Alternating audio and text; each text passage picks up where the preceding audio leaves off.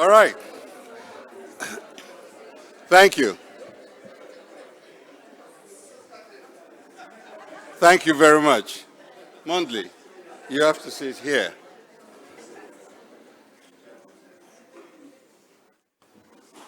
You are released.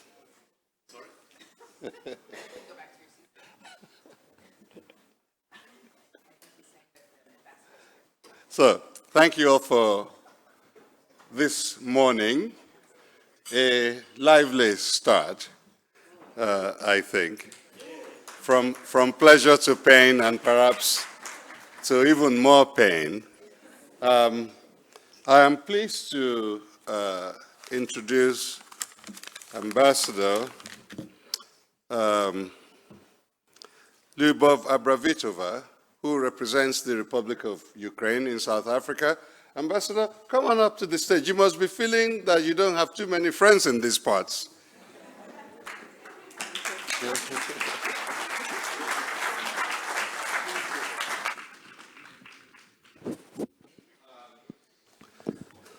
And no doubt, last night at the university, you listened to Professor Wole Soyinka talking about the matters of your country and what is the proper framing for it.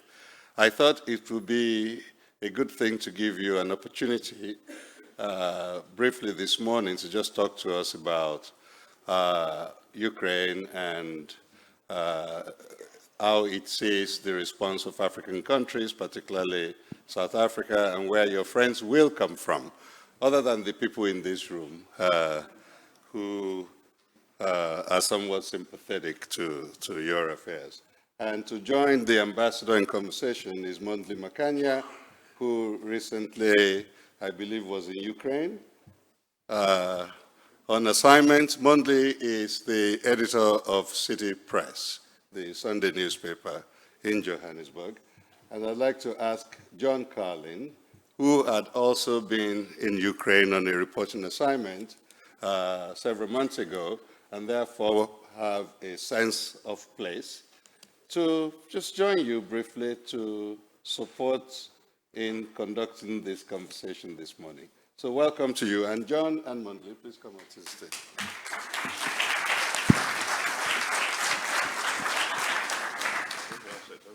The other side, yes. Thank you. Perhaps you could make a few opening remarks, and then you have a go at her. Thank you. First of all, thank you for having Ukraine in the focus of the discussions of the Africa in the world. That's already important and big achievement for me to sit in this place and talk for Ukraine, by ourselves. That actually gives me the opportunity to state that when our enemies are telling that someone is using us as a proxies, believe me, we can speak ourselves for ourselves. This is the very different war that we have seen in the modern world. It's the hybrid war. It's the war which doesn't last 568 days, as many people think. There's war that lasts for centuries. War for the right to make its choices, your own choices. The struggle for the freedom, for the opportunity to speak your language, to have your culture. You are thinking that the ambassador probably is the boring person coming to the events, stating something from the paper, what the government is offering to her on the daily basis during war times. It is not so. I'm coming from the democratic country that is today trying to survive. I cannot use the very same tool that Russians are using against me in Ukraine, but also in Africa. I have to do very asymmetrical things to make you know and be interested what is happening in my country, why it's happening, how it's affecting all of us, and how all of us can help us to come out of this very deep crisis, this war, this unprovoked war. I want to stress on it.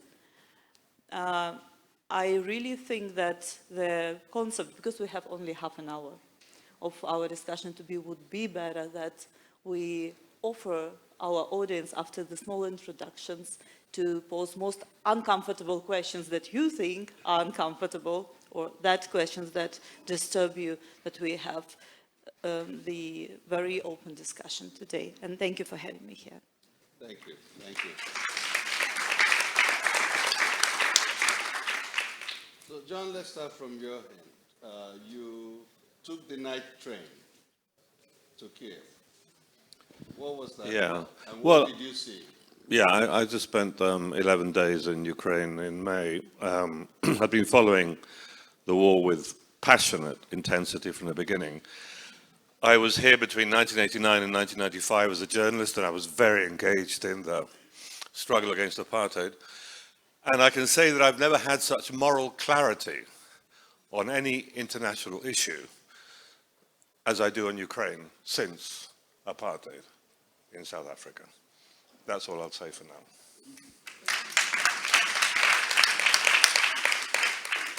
Monday, you were also thereabouts. Yes, I was just talking to the ambassador earlier on, and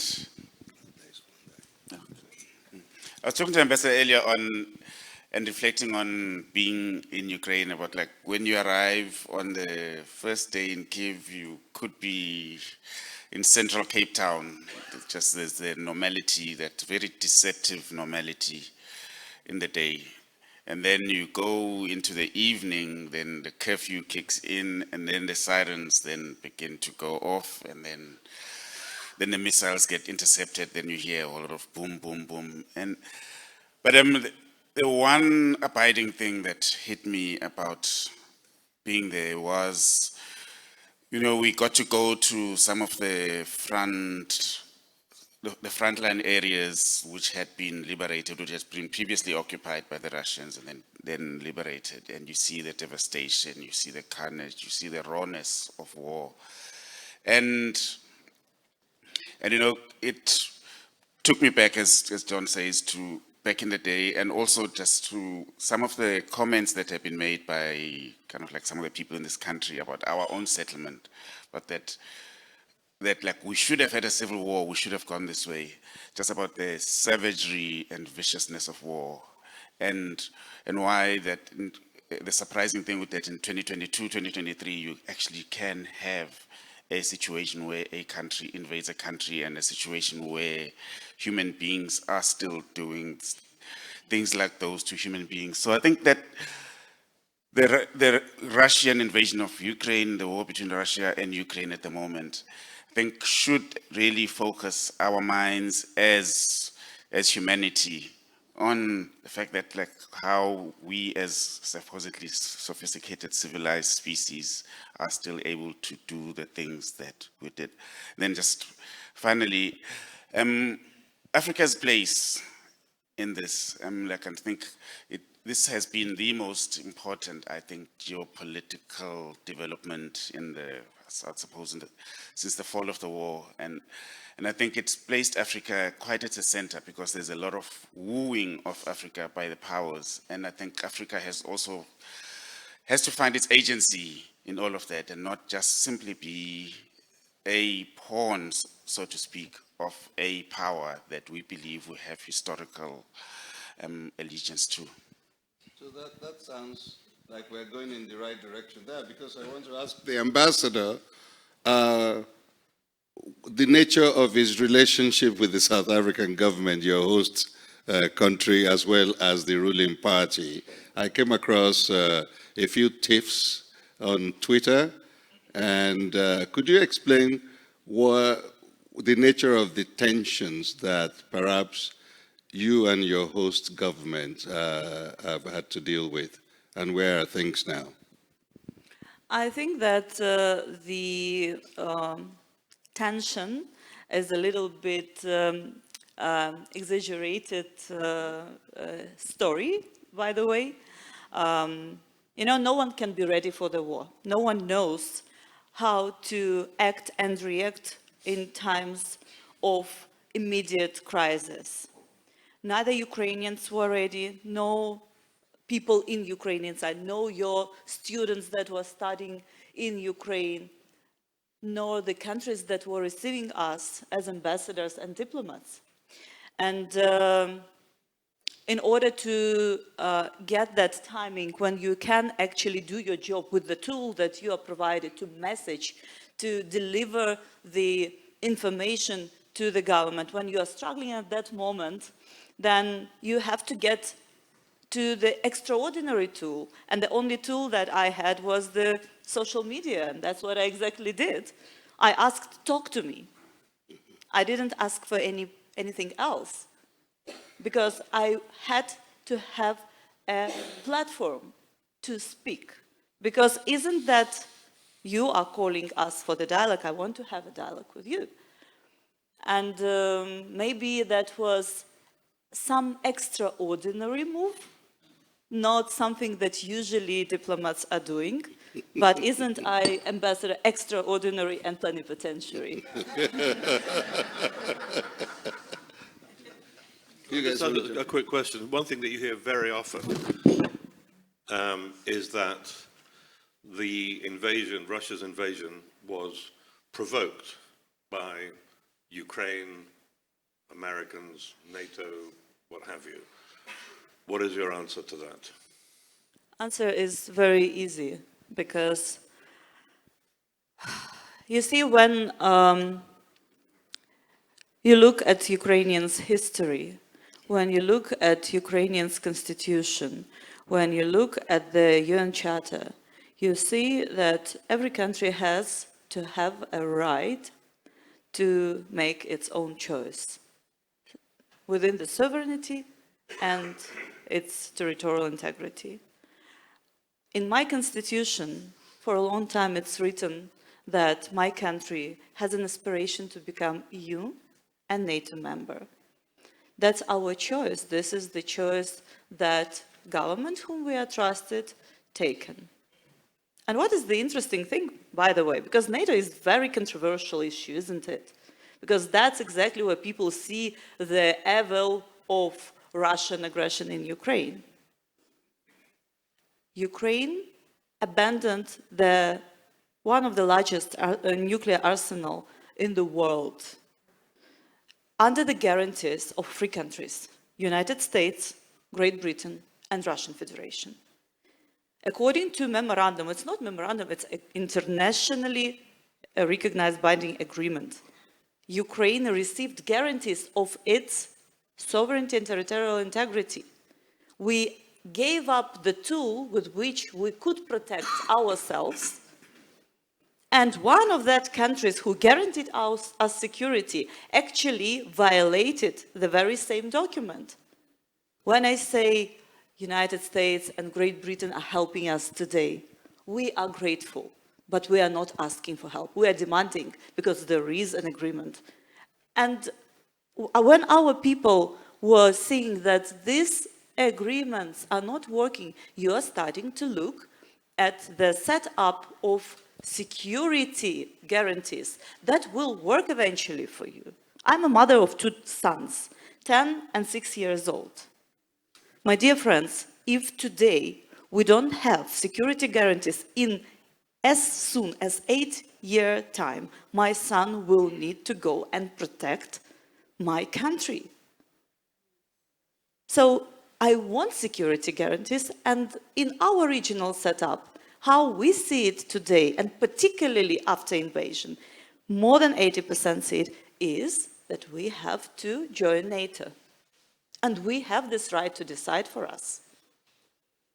So this would be my long answer to your question, but it is embroidered in our constitution as well. And coming back to your point about what are my relations with the ANC leadership with the leadership of South Africa as Ukraine. I'm not saying me, Lyubov Abravitova, as Ukraine. I'm respecting because that's exactly what we are fighting for today, that we can make our choice. And if the choice of South Africa is non-alignment, I do respect it. And I build the bridges in these circumstances, because diplomacy is not to destroy bridges, it's to bring bridges between us and you. Yeah, it's a question that I think, just to keep, like maybe too early with the time remaining, just keep back of mind, or even to answer now. Impression I got on the ground was that Ukrainians will fight to the very end. There's a very determined thing there in the spirit of Ukrainians, that they'll fight for every inch and won't give away anything. And in fact, that they will go all the way. They want to reclaim Crimea. And on the other side, you've got Russia that believes that historically that they will not give Crimea away back to Ukraine, that Crimea belongs to Russia. And obviously the issues of pride. Russia is never going to retreat and feel defeated. And at some point, there will have to be a path to peace. So the question is, not to trivialize it, but is how does this movie end? What is the path to peace? Is there a path to peace? When I was coming here, I didn't expect that that would be a panel discussion. And that's exactly was the message that I was bringing. Because the panel called Peace and War, or War and Peace. And I wanted to focus on the peace. Because no one in the world wants peace in Ukraine more than Ukrainians. We want, obviously, what belongs to us to be with us. And this is where the opportunity to Africa in the world is coming. This is why our engagement with the Global South today is becoming more active and active, because the role can be played by every country, because every country is affected, not only Ukraine. Yes, we are paying our price, that we are protecting those values that all of us are appreciating. But we have to find that formula that will work for the Ukrainian people and for the world to bring this to the end. We came up with 10-point peace formula, which is every single level of our life which is affected, starting from ecocide, food security, energy security, and obviously finishing the very technical war issues like prisoners of war, exchange of prisoners of war. What about our children? You know that thousands of Ukrainian children are stolen today, and we are trying to get them back. This is the genocide of Ukraine. And of course, every war has to end up with peace agreement. So where is that moment where we can sit with Russia and negotiate? For us, it's very clear. All the red flags are very open. We want Russian soldiers to leave our territory. And isn't that South African government, by the way, as well, is recognizing our territorial integrity and sovereignty. It has been declared many times on different platforms, including recent BRICS and G20 summit. So the 10-point formula also has the point about when we are signing the document where Russia recognizes its loss in this war. But that 10 points that I just described, they're opened for the discussions and participation of every country in the world, including South Africa. Everyone is inviting to come and help us to restore justice within international law. And that formula will work. I see how often today the national security advisors, including South African, are meeting and they're discussing particularly the way how we are achieving peace on each sector and level of our life. So this is the way. It will be a process. It will be a difficult process because Russia is not demonstrating the willingness to leave our territories, and that's the problem. Thank you. What are you expecting? What are you expecting broadly from African governments in this struggle that you're engaged in with Russia? Are you satisfied with where things are? And if you're not, what directions do you think things should go? And are they already going there? Now, we cannot be satisfied because we are in the process of evolution. If we will be satisfied, then we will stop existing. We appeared in this aggression when our dialogue with African countries was very weak. And the way it is today, after 18 months, it's already a big achievement. We expect this dialogue to be on different levels, to be bilateral, to be regional, to be more pan-African probably. We want to use that opportunity. You know, every crisis and war with this devastation brings opportunities as well. And what Putin didn't anticipate, except he didn't anticipate nothing. Yeah, he united Ukraine, he made the border with NATO even 3 times bigger than it was. He actually unveiled all the untruths that he was putting to justify the war in Ukraine, the invasion of Ukraine.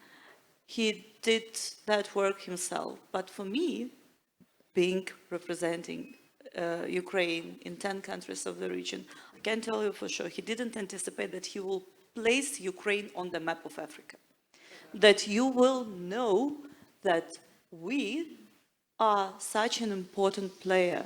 Because that legacy that Russian Federation was trying to take after USSR collapsed, the legacy of 15 countries actually, including Ukraine, now it's very clear, understandable for all of us, that Ukraine is an independent and reliable and perspective player.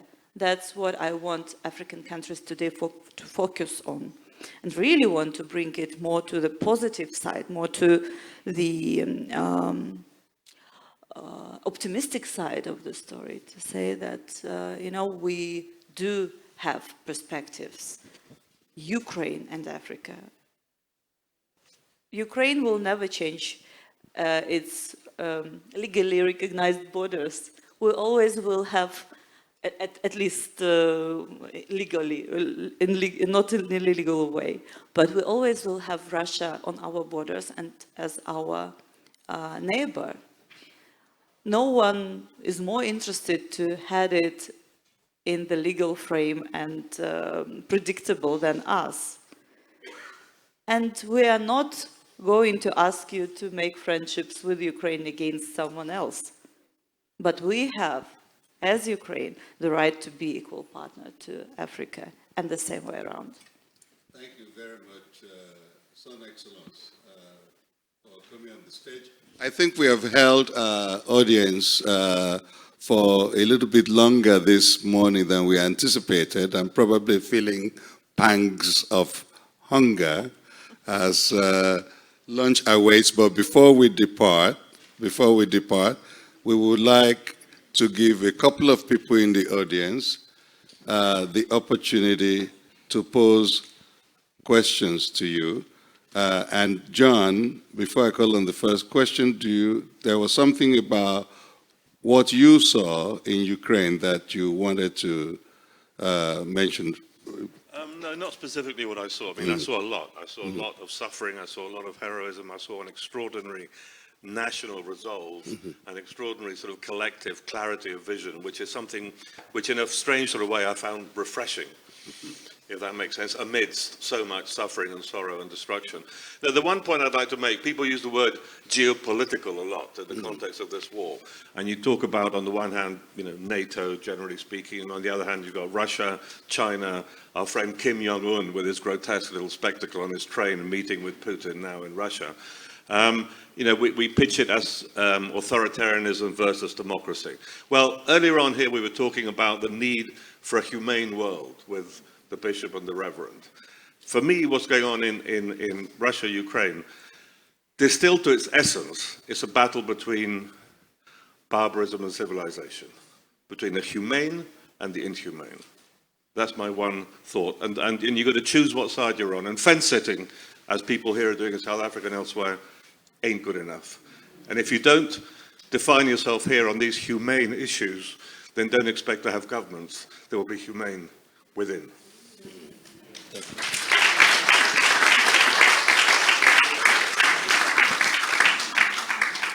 Some closing remarks from you, Ambassador? Thank you for all the remarks. I will open the floor for the questions that we have more time. Okay. So we try David, Laurie, and Nawi, and we will end it there. Apologies. You can We will engage the all the evening. ambassador at lunch. So I have a very simple question. The nations of Africa have every right to hate colonialism, colonial powers, imperial powers. My question is, do you regard present-day Russia as a colonial or imperial power? You mean the ambassador? I think it's a question for anybody who'd like to answer, but yes, the ambassador. Yes? I would want, because we were just sharing our views on this, I would ask you to share your view on this. And I will make a short comment, but it's not an easy question, by the way.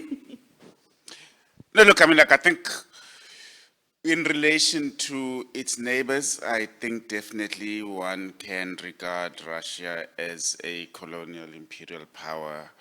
And that's how it treats countries around there, whether it's Georgia, Ukraine, and essentially kind of like the former countries of the former Soviet Union that are on its borders. It's kind of like sees itself as that power that, and those are not real nations. And I think that's what made it easier for Russia to invade Ukraine the way it did. But then there's also kind of like an uncomfortable nuance, and which you spoke about earlier, is that there seems to be an equating of Russia's imperialism, colonialism with the colonialism of the European powers, that basically the colonization of Africa and other parts of the world by European powers. And I think that kind of like makes a lot of people uncomfortable with Ukraine because it's not the same. And I think that Ukraine actually needs to distinguish very clearly about the use of that language and the use of that equivalence.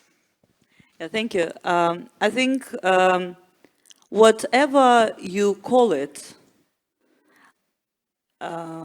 you see that Russia is trying to play its hegemonic role in that region that used to call USSR. And the mechanisms that it is using are laying beyond the morality, the values, the law, and it's not acceptable in the modern world. So whatever you call it, it's not right. That's why I don't want to put the marks on it, telling you this is neocolonialism or this is something else. It is the first time in the world, and why we are sitting and talking here today, particularly about this invasion. We have so many other hot spots in the world, and they are appearing and appearing. Why we are talking particularly? This is first time in the world's history when the nuclear power is attacking and invading the power, another smaller country that just abandoned nuclear weapons. This is the way how we have to see. This is not only the invasion, this is the provocation for all the world to continue growing its, weaponizing the societies to make the world even more dangerous place. Yes, we heard yesterday from a dramatist who is reflecting constantly in Rwanda about genocide. And I have had the great pleasure of working in your country, Madam Ambassador, in peacetime. And I hope to return in peacetime to beautiful Ukraine. And I'm going to get choked up remembering. And I want to ask you about the issue of genocide, because there are groups like the Yale Project that are very specifically trying to compile evidence right now of the kidnapping of children, the mass deliberate rape, acts of rape against women in the so-called Russian zones, and other war crimes against prisoners of war. But Ukraine already suffered 1 million deaths under Stalin when he deliberately starved your nation in order to use the wheat to buy arms to fight Germany. And Ukraine already suffered with Chernobyl, and neither resulted in any recriminations, any trials. Nobody paid a price except the people that were the victims. How optimistic are you, and what are you doing today to build the case? In the same way, and reflecting on other past acts of genocide like Rwanda, that take you to a place where, as part of peace, there might be some accountability. Thank you for this question, and thank you for your solidarity. We know the history. We are learning the history lessons through our pain, through those people who suffered. My grandmother was one of those who was boiling the leather belt to feed the children because Stalin was taking all our grain from our people, because we wanted to speak our language, because we wanted our self-identity and culture to be there. And millions of people starved to death. It's called Holodomor. This year we will mark again that date. And we are working with many parliaments and governments to acknowledge that that was the genocide. It's important to acknowledge that in the history. Ukraine opened its archives, and we are opened to show to the world that this never has to happen, that food cannot be used as a weapon. It's exactly what is happening today again. And that's why it is so important. Russia didn't open their archives on that yet. And they have a reason. Because the world will know that this is the concept of Russia's policy.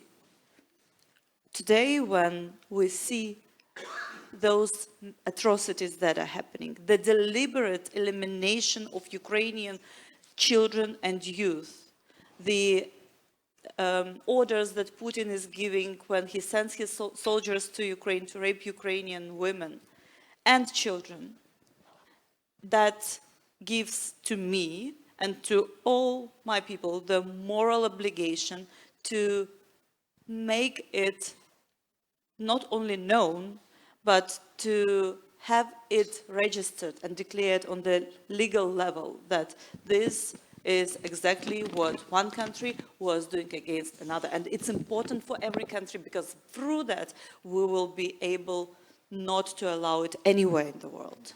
Thank you, Ambassador. One last question, and very briefly, and then we go to lunch. Thank you.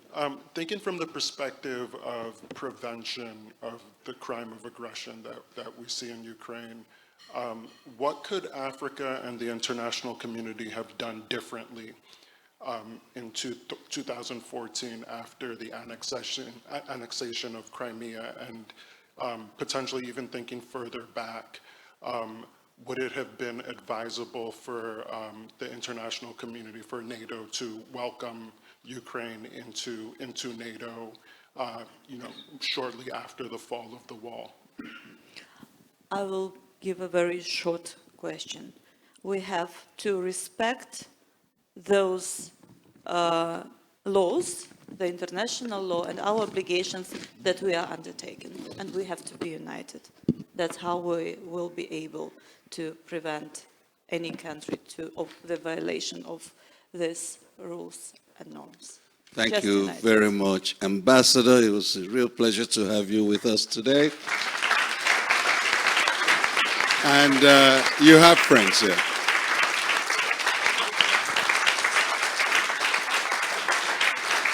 Thank you, Major. And John. Thank you very much.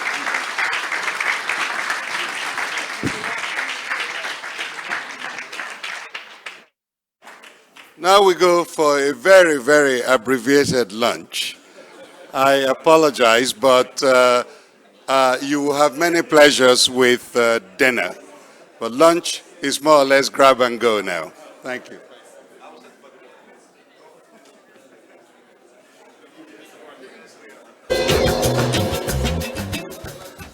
My name is Neo Muyanga. I'm a composer, musician. The two pieces we're talking about today,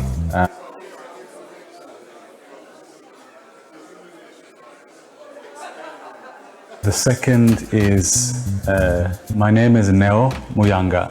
I'm a composer, musician. The two pieces we're talking about today, the first I have titled Tina, the People, and the second is Treneskantia, which means train, don't leave me behind. Both of these came out of very long, extensive conversations with my friend, the Oga Dele Olujede, the founder of the festival Africa in the World, but also the conference, the entity Africa is in the World. And I was very inspired because the conceptual framework there is thinking through what role Africa has played in creating what we consider contemporary society.